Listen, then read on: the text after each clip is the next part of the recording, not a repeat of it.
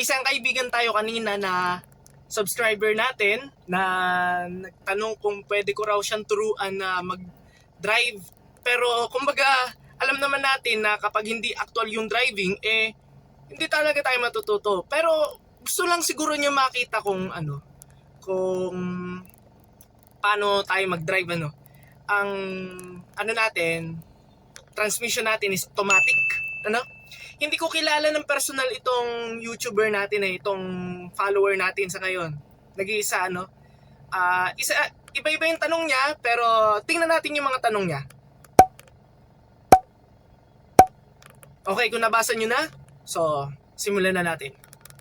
A few moments later. So syempre, bago talaga tayo magpaandar ng sasakyan natin, maliban sa itinuro ko kanina kung ano yung mga aapakan o i-operate, and siguraduhin natin na naka-seatbelt tayo. So, hindi mo bibiglayin na. Okay, dahan-dahan lang siya. Sapat hindi bibiglayin, lalong-lalo na pagka gusto mo magmadali.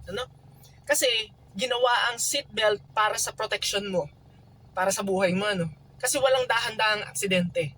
I really respect that. Pero So, next naman, makikita natin yung dalawang pedal na yan. Ito ay ang accelerator, okay? Yung throttle. At ito yung preno. Okay? Hindi pwedeng dalawang pa ang ilalagay mo diyan, mga kaibigan. Kasi malilito ka. Hindi yan applicable sa pagdadrive ng automatic transmission. So, kanan lang. Kumbaga, ito yung tip ng paa, dun sa may... Anong tawag dun?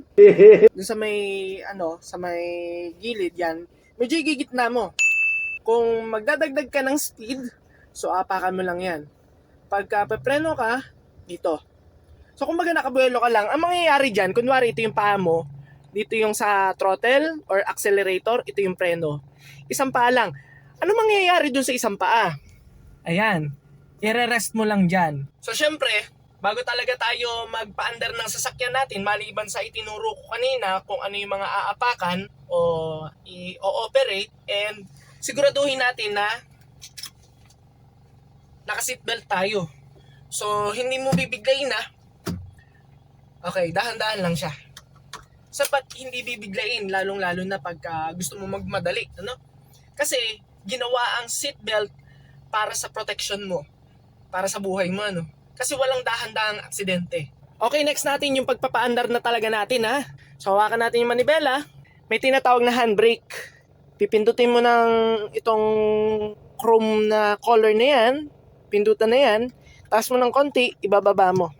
Make sure na talagang babang-baba siya, And then, from P, pupunta ka sa may drive, dun sa D. Yan. Nag-D na. Unti-unti mong bibitawan ang iyong preno. Unti-unti mong i-release ang preno. Obserbahan natin. Ayan. Pwede mong iliko, depende sa pangangailangan. So, pwede mo nang apakan yung tinatawag na throttle. Yan. Unti-unti lang yan. Bumibilis tayo, mga kaibigan.